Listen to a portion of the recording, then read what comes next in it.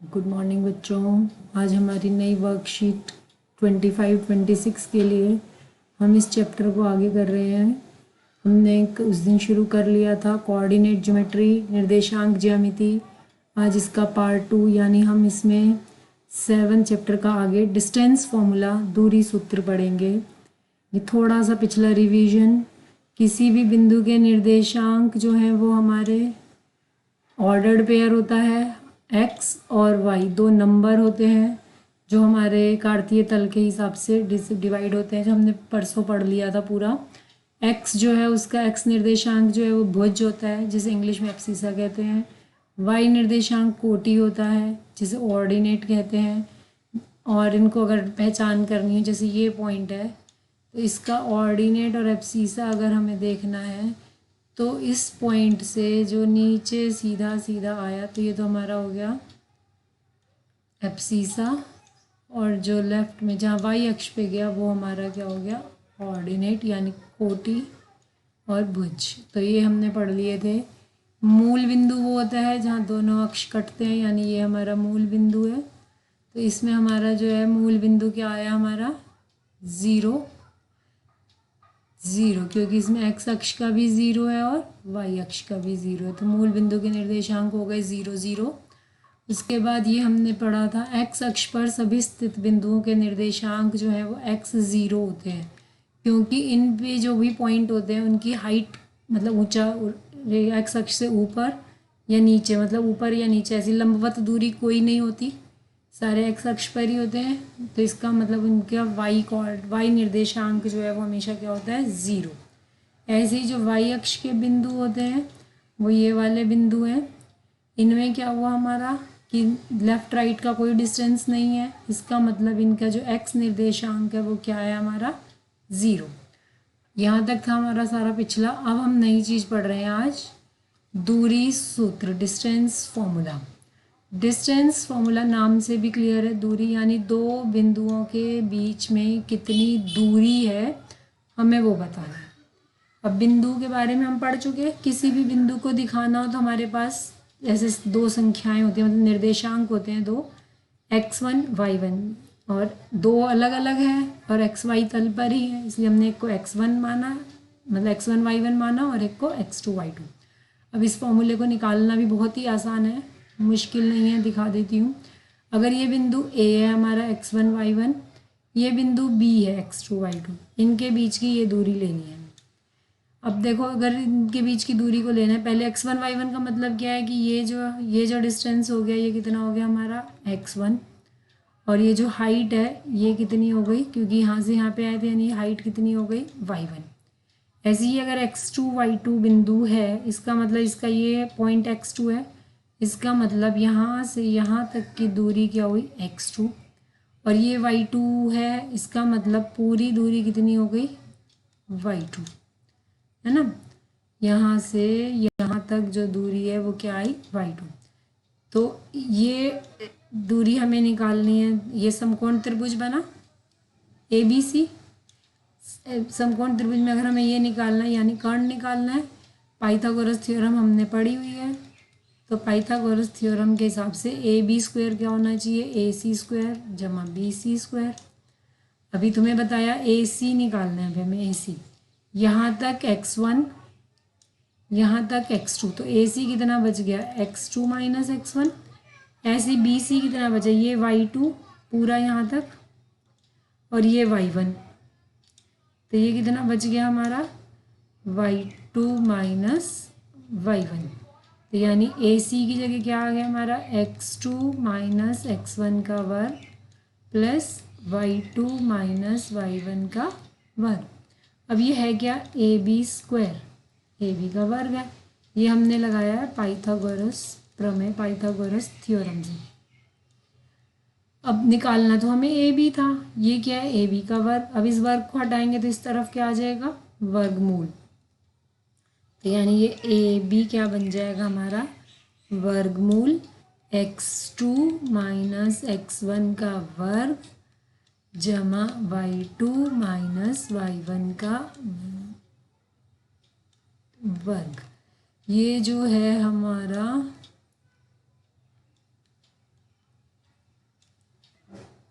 दूरी सूत्र बन गया है x2 माइनस x1 का वर्ग जमा y2 माइनस y1 का वर्ग, और फिर उसके बाद उनको जोड़ के उनका वर्गमूल। तो ये जो है हमारा एक फॉर्मूला हो गया है दूरी सूत्र का, A B equal to √x2 minus x1 का square plus y2 minus y1 का स्क्वायर। ये दूरी सूत्र है, ये फॉर्मूला आपको याद करना है, ठीक है। अब इसमें x1 y1 x2 y2 हम कोई भी कर सकते हैं, क्यों? क्योंकि ये वर्ग है। अगर मैं x1 को आगे लिख के x2 को पीछे लिखूँ, माइनस कॉमन भी आएगा तो वो वर्ग में हमारा ख़त्म हो जाएगा, इसलिए हम इनमें से किसी को भी x1 y1 x2 y2 ले सकते हैं। अब ये हमारी वर्कशीट का क्वेश्चन था, जैसे बिंदु 3 2 व 6 6 के बीच की दूरी ज्ञात करो। अब देखो इसमें हमारा 3 2 को मैंने x1 y1 मान लिया और 6 6 हमारा क्या हो गया x2 y2। इस बिंदु को A मान लिया, इस बिंदु को B। तो अब हमारे को ए बी दूरी लिखनी थी, ये फॉर्मूला है हमारा, ये वर्गमूल का निशान x2 माइनस x1 यानी 6 माइनस 3 का वर्ग जमा y2 माइनस y1 यानी 6 माइनस 2 का वर्ग। अब ब्रैकेट में अंदर ही अंदर सॉल्व करो, 6 में से 3 गए 3, 6 में से 2 गए 4, 3 का वर्ग 9, 4 का वर्ग 16 और वर्ग 16 और 9 क्या हो गया 25, 25 का वर्गमूल क्या हो गया 5। अब क्योंकि ये दूरी है तो इसके पीछे कोई ना कोई मीटर किलोमीटर सेंटीमीटर कुछ ना कुछ होना चाहिए, तो इसलिए इसे 5 मात्रक या 5 इकाई कुछ भी लिख सकते हैं हम, ठीक है। तो ये हो गया हमारा एक क्वेश्चन। तब तुम्हें दूरी सूत्र निकालना आ गया, दूरी सूत्र लगाना आ गया। अभी मान लो यही क्वेश्चन होता कि बिंदु 3 2 की मूल बिंदु से दूरी ज्ञात करो। अब मूल बिंदु जैसे हमने पिछले उसमें भी कर लिया था, मूल बिंदु से दूरी। अब बताओ मूल बिंदु के निर्देशांक 0 0, ये 3 2। अब इन दोनों के बीच की दूरी वही इसी फॉर्मूले में लगा के देख लो, तो हमारे पास क्या हो जाएगा 3 माइनस 0 यानी 3 का वर्ग, 2 माइनस 0 यानी 2 का वर्ग। तो एक तरीके से अगर हमें मूल बिंदु की दूरी निकालनी हो, मूल बिंदु से दूरी निकालनी हो, तो हम डायरेक्ट इनका वर्ग करके भी निकाल सकते हैं, ठीक है। और अगर ये फॉर्मूला ना याद हो कि मूल बिंदु से दूरी √a² प्लस b² होती है, ये ना भी याद हो तो हम जो है वही दूरी सूत्र से इसे निकाल लेंगे, ठीक है। ये हमारा जो है दूरी सूत्र से भी निकल जाता है। तो मूल बिंदु से दूरी का एक तरीके से हमारे पास एक सूत्र आ गया है, क्या कि अगर x y की मूल बिंदु से दूरी निकालनी है तो वो क्या होती है √x² प्लस y²। ये भी एक फॉर्मूला सा है हमारा, किसी की मूल बिंदु से दूरी निकालनी हो तो वो हमारे पास हो जाता है √x² y²। एक ये क्वेश्चन था पिछली असाइनमेंट में हमारा वर्कशीट में, P2 - 3 मतलब P बिंदु के ये निर्देशांक है। अगर ऐसे ब्रैकेट लगा के लिखा हुआ है तो इसका मतलब ये P बिंदु के निर्देशांक है, ये Q बिंदु के निर्देशांक है और इनके बीच की दूरी 10 मात्रक दी हुई है। y हमको निकालना है, इनके बीच की दूरी यानी हमें दूरी सूत्र लगाना है। अब वही दूरी सूत्र लगाएंगे, x2 माइनस x1 यानी 10 माइनस 2 का वर्ग जमा y2 की जगह क्या है y माइनस इसकी जगह क्या है -3। अब ये 2 बार माइनस होने से क्या हो गया प्लस, और 10 में से 2 गया 8। अब देखो ये वर्गमूल है और यहाँ नहीं, हमें सॉल्व करना था, हम इसका स्क्वायर कर देंगे तो ये वर्गमूल हट जाएगा, यानी PQ का वर्ग का मतलब क्या हो गया 10 का वर्ग। अब इधर हम कई तरीके से सॉल्व कर सकते हैं, एक तो यही हो गया हमने सिंपल इधर इसका वर्ग खोला इसका खोला और y में द्विघात समीकरण बनाई, गुणा करके गुणा करके 27 माइनस करके 6 द्विघात समीकरण का, और इसका दूसरा चैप्टर में हम कर चुके हैं ये, और चौथे में भी कर चुके हैं इसके गुणनखंड बनाने कि गुणा करके ये आए, बीच में जो निशान है माइनस करके 6। वैसे हमने 8th 9th 10th तीन मतलब 8th और 9th में भी हम कर चुके हैं गुणनखंड, और 10th के भी सेकंड चैप्टर में हम कर चुके हैं। एक तरीका तो ये हो गया हमारा मध्य पद का विखंडन करके, यहाँ से हमारा y कॉमन आया y + 9, यहाँ से -3 कॉमन आया y + 9, अभी हमारे पास आ गया y, अब दोनों का गुणन 0 है, इसका मतलब या ये 0 है या ये 0 है। अगर ये 0 है तो y बराबर -9 और ये y बराबर 3। ठीक है। अब इसी टॉपिक में, इसी दूरी सूत्र में आगे एक चीज़ और है कि वो हमारे बिंदु जो है समदूरस्थ त्रिभुज, मतलब देखो बेटा, त्रिभुज के निर्देशांक दे दिए जाएं अगर हमें, तो वो भी तो क्या हो गए, बिंदु ही हो गए। इस बिंदु के निर्देशांक दे दिए और हमें ये डिस्टेंस हम निकाल सकते हैं दूरी सूत्र से। ऐसे ही BC निकाल सकते हैं, ऐसे ही AC निकाल सकते हैं। अब हमें ये 3 पॉइंट दे दें और ये त्रिभुज बन रहा है या नहीं बन रहा है, तो उसको देखने के लिए हमें क्या पता होना चाहिए। एक प्रॉपर्टी हमने पढ़ी थी कि त्रिभुज की दो भुजाओं का योग हमेशा तीसरी से बड़ा होता है। किन्हीं भी दो भुजाओं का योग हम लें तो वो हमेशा तीसरी से बड़ा होगा। तो पहले ये तीनों बिंदु त्रिभुज बना भी रहे हैं या नहीं ये देखना हो तो हम 3 डिस्टेंस, मतलब इस क्वेश्चन में हमारा 3 बारी दूरी सूत्र लग जाएगा। एक बारी हम AB निकालेंगे पूरा, जो भी जैसे हमने ऊपर 2-3 स्टेप किए, फिर हम BC निकालेंगे, फिर हम CA निकालेंगे या AC निकालेंगे। तीनों डिस्टेंस निकालने के बाद त्रिभुज संभव है या नहीं के लिए हम ये तीनों कंडीशन चेक करेंगे कि AB जमा BC AC से बड़ा हो, AC जमा BC AB से बड़ा हो, यानी इन दोनों का जोड़ इससे बड़ा हो, इन दोनों का जोड़ इससे बड़ा हो। अगर ये तीनों सेटिस्फाई हो गई तब तो त्रिभुज संभव है, नहीं तो नहीं है। ठीक है। और अब अगर त्रिभुज संभव है तो कैसा है? त्रिभुज के प्रकार कौन से होते हैं? समबाहु त्रिभुज, समद्विबाहु त्रिभुज और विषमबाहु त्रिभुज। ये तो हमने बहुत पहले 5th से ही पढ़ते आ रहे हैं। समबाहु त्रिभुज कब होता है? जिसकी तीनों भुजाएं बराबर हो। तीनों भुजाएं बराबर हो मतलब हम तीनों डिस्टेंस निकालेंगे, तो ये हमारे निकले हुए हैं। अगर ये तीनों बराबर आए हैं और ये कंडीशन भी सेटिस्फाई हो रही है तब तो हमारा क्या होगा? समबाहु त्रिभुज। अगर कोई 2 बराबर आए हैं तो समद्विबाहु त्रिभुज, और सब अलग अलग आ जाए तो यानी कौन सा होगा हमारा? विषमबाहु त्रिभुज। ठीक है। इसी की तरह अब हमारा आगे एक टॉपिक और है इसमें, सरेखीय बिंदु। सरेखी यानी एक ही लाइन पर। देखो अगर अभी त्रिभुज नहीं बन रहा तो इसका मतलब ये बिंदु इसी लाइन पर आ गए तीनों। तब तीनों बिंदु एक ही लाइन पर हैं। इसको चेक करने के लिए हमारा क्या हो जाता है, जो बीच में, मतलब इन 3 डिस्टेंस हम निकालेंगे जैसे हमने ये ऊपर निकाले।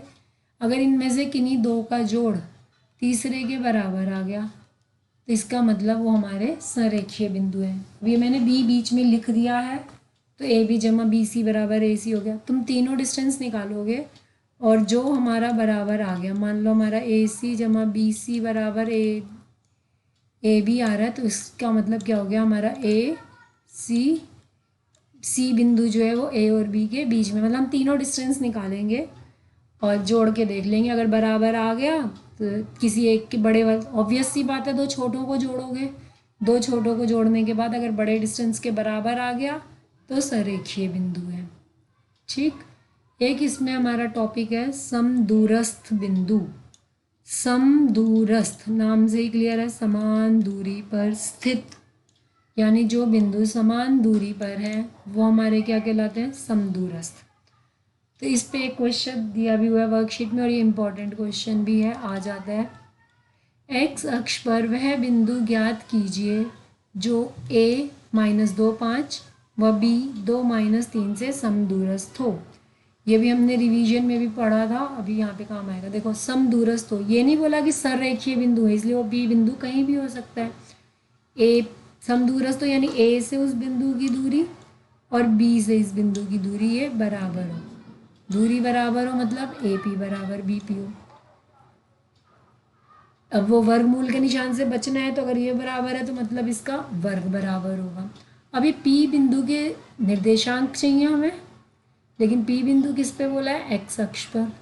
अगर बिंदु X अक्ष पर है, आज हमने शुरू में रिवीजन में पढ़ा भी था कि अगर बिंदु कोई X अक्ष पे होता है तो उसका Y निर्देशांक क्या होता है? 0, यानी ये बिंदु हो गया X0 हमारा। तो अब इसी में देखो भी हमारा ये X0 लगाया हमने इस P की जगह पे X0। क्योंकि ये एक्स अक्ष का बिंदु था। अगर ये क्वेश्चन वाई अक्ष का होता तब हम बिंदु लेते 0 वाई और फिर सेम फॉर्मूला लगाते रहते और उसी हिसाब से सॉल्व करते। अब वही दूरी सूत्र लगाया, ये वर्ग कर दिया ताकि हमें वर्गमूल का निशान ना लगाना पड़े। अब x2 माइनस x1, यहाँ -1 की जगह क्या है, मतलब x2 की जगह क्या है x, x1 की जगह क्या है -2, ये 0 -5, ये x -2 का होल स्क्वायर 0 -3 का वर्ग। अभी हमने सॉल्व कर लिया। a plus B whole square का फॉर्मूला लगाएंगे, a square plus 2ab, a square plus 2ab प्लस बी स्क्वायर, ठीक है। तो ये आ गया 4x जमा 25, आगे आ गया एक्स स्क्वायर, यहाँ माइनस वाला था इसलिए माइनस आ जाएगा, a स्क्वायर माइनस 2ab। अभी दोनों एक्स स्क्वायर सेम साइन के बराबर के, दोनों अलग अलग निशान मतलब साइड है तो कट गए। ये 4x है, ये +4 और ये +4 भी कट गया, ऐसे काट लो, दोनों सेम है तो या फिर 29 और 13। अब ये -4x इस तरफ आ जाएगा तो ये क्या हो जाएगा 4x + 4x = 9 - 25। समीकरण हल करते हैं ना, चर एक तरफ और अचर दूसरी तरफ, यानी 8x = 16 और फिर ये 8 गुणा का है तो ये कहाँ जाएगा बटा में, यानी x = -2। इस क्वेश्चन में अभी हमारा क्वेश्चन पूरा नहीं हुआ, हमें पूछा क्या था, बिंदु ज्ञात करना था और अभी हमने क्या निकाला x। तो बिंदु क्या बनेगा हमारा, बिंदु अब तुम इतने उसमें पढ़ चुके हो, बिंदु जो है वो हमेशा मतलब हम इस टाइम जब बात करेंगे निर्देशांक ज्यामिति में, कोई भी बिंदु है तो वो एक इस तरीके से लिखा जाता है। और वो बिंदु क्या था हमारा p x 0 था, तो x की जगह क्या आया -2 और y की जगह क्या आया 0। पूरा सॉल्व करने के बाद अगर आपने ये चीज़ नहीं लिखी बिंदु, तब भी आपका जो है 1 नंबर या आधा नंबर कट जाएगा। क्यों, क्योंकि हमसे बिंदु पूछा गया है, x का मान नहीं पूछा गया, बिंदु पूछा गया। तो बिंदु का मतलब हमें उसके निर्देशांक देने हैं, ठीक है। तो इससे जो है हमारी एक्सरसाइज 7.1 कंप्लीट हो सकती है। तो असाइनमेंट में तो जितने भी वर्कशीट में क्वेश्चन दिए हैं ठीक है, वो तो तुम करोगे ही, इसके अलावा तुम एक्सरसाइज 7.1 बुक से ट्राई करोगे, सॉल्व करोगे कॉपी में, और कोई डाउट होगा तो तुम मुझसे क्वेश्चन की पिक खींच के या क्वेश्चन नंबर बताकर पूछोगे कि मैडम ये क्वेश्चन नहीं हुआ, ठीक है। तो इन शॉर्ट आज हमने क्या पढ़ा, डिस्टेंस फॉर्मूला और त्रिभुज बन रहा है या नहीं, समदूरस्थ है या नहीं, इस टाइप के क्वेश्चंस हमने इसमें करने दिए। होप तुम्हें समझ आया होगा। ओके, आगे ट्राई करते रहो, पढ़ाई करते रहो और अच्छे से बेटा इस टाइम को पूरा यूज़ करो। ये 10th है, ठीक है, इसे ख़त्म करना है।